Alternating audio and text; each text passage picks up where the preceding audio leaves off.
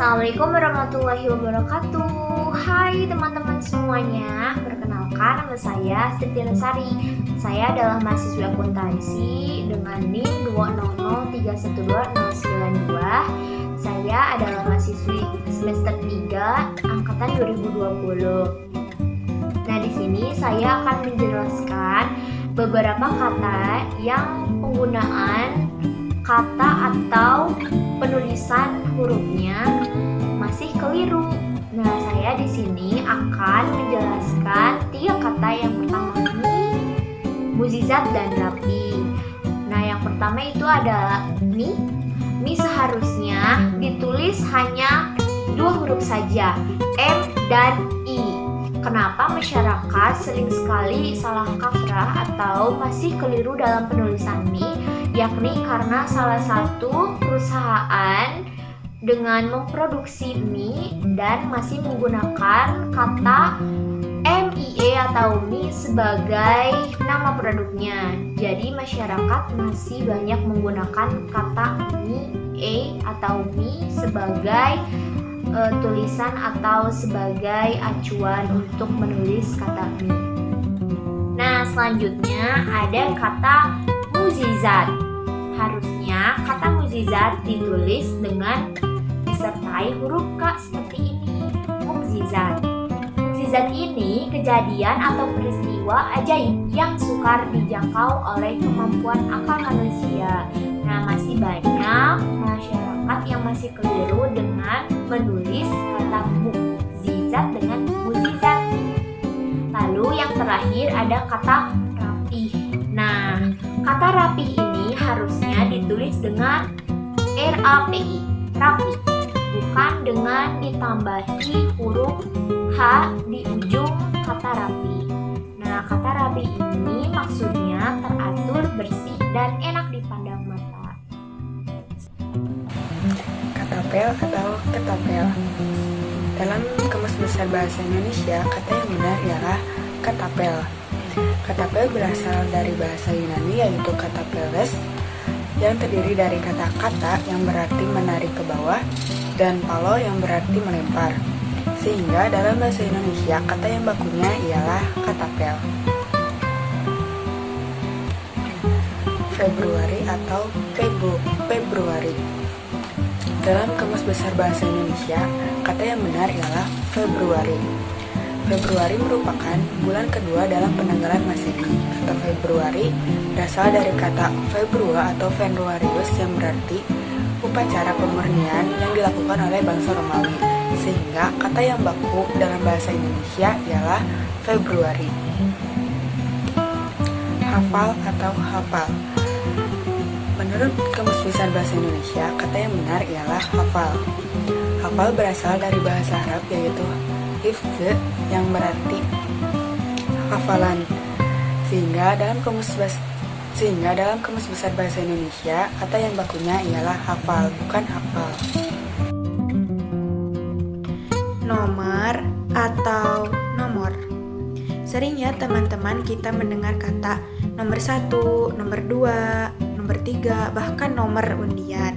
Nah, sebenarnya pengucapan yang benar itu yang mana sih? Nomor atau nomor? Nah, menurut KBBI, Kamus Besar Bahasa Indonesia, pengucapan yang benar adalah nomor ya, teman-teman. Jadi, mulai sekarang kita menyebutnya nomor, bukan nomor ya, teman-teman. Makhluk atau makhluk. Kedua kata ini mengandung arti sesuatu yang diciptakan oleh Allah Subhanahu wa Ta'ala. Contohnya yaitu manusia, tumbuhan, dan hewan. Sebenarnya kedua kata ini jika diucapkan mengandung suara yang sama ya teman-teman, yaitu makhluk. Nah, sebenarnya penulisan yang tepat itu yang mana sih? Nah, menurut KBBI atau Kamus Besar Bahasa Indonesia, penulisan yang benar yaitu yang ini ya teman-teman, yaitu makhluk, M-A-K-H-L-U dan K. Foto atau foto. Nah, dari kedua kata ini, manakah sih yang merupakan kata baku dan penulisannya yang benar? Nah, menurut KBBI yang benar adalah foto, F-O-T-O. Sementara itu, kata foto merupakan serapan dari bahasa asing. Jadi, mulai sekarang kita menyebutnya foto ya teman-teman, F-O-T-O, bukan foto ya. Nah, oke, saya Riki Gunamarwan. Di sini saya akan menjelaskan penulisan kata yang masih keliru seperti pada video sebelumnya yang dilakukan oleh rekan-rekan saya. Di sini saya akan menjelaskan dari ketiga kata, yaitu yang pertama ada aktif, yang kedua ada pasif, dan yang ketiga ada subjektif. Nah, yang pertama dulu yaitu ada aktif ya. Aktif itu bersifat giat gitu kan, giat dalam misalnya dalam kegiatan, giat dalam pembelajaran, dan juga giat dalam berusaha ya. Mungkin seperti itu sifat dari aktif. Nah, aktif ini terdapat dua kata yang selalu digunakan oleh teman-teman semua, yaitu ada aktif yang menggunakan huruf F di akhirnya, dan ada juga aktif yang menggunakan huruf P. Nah, di sini penulisan yang benar itu yang ditulis dalam Kamus Besar Bahasa Indonesia yaitu aktif ya. Aktif menggunakan huruf F di akhirnya. Jadi teman-teman semua jangan salah lagi dalam menulis kata aktif ya, menggunakan huruf F di akhirnya. Oke. Dan yang kedua, ada huruf ada kata pasif. Pasif di sini menerangkan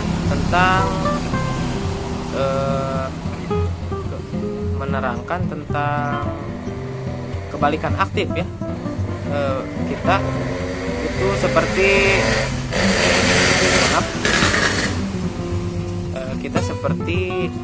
menerima, selalu menerima apa yang ada gitu, tidak ingin berbuat hal yang lebih, tidak ingin berusaha.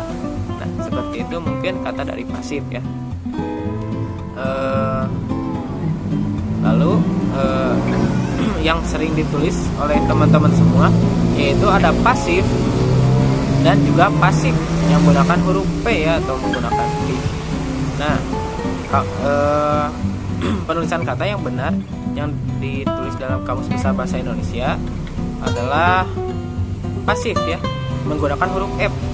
Jadi teman-teman semua jangan menggunakan huruf P lagi gitu kan di ujungnya penulisan hurufnya. Gunakanlah penulisan kata yang ditulis dalam Kamus Besar Bahasa Indonesia. Oke. Yang ketiga ada subjektif. Nah, subjektif ini menjelaskan bagaimana kita menilai seseorang dari perasaan pribadi kita atau bisa disebut mengada-ngada ya. Oke, tanpa ada bukti dan hal-hal yang fakta gitu, itu subjektif. Dan penulisan subjektif ini yang sering ditulis oleh teman-teman semua yaitu yang menggunakan huruf P di akhirnya, subjektif ya, dan yang menggunakan huruf F, subjektif. Nah, di dalam Kamus Besar Bahasa Indonesia penulisan kata subjektif yang benar adalah menggunakan huruf F. Jadi kenapa sih teman-teman semua banyak yang keliru malah menggunakan huruf P di akhirnya? Dikarenakan subjektif ini diambil dari kata atau diterjemahkan ya dari Inggris, yaitu dari subjektivitas.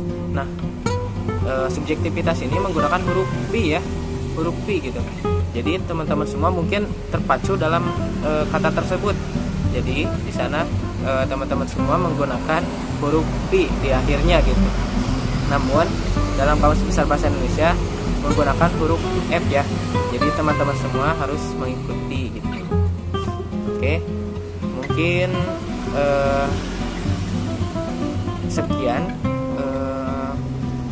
video dari saya dan juga dari kelompok kami.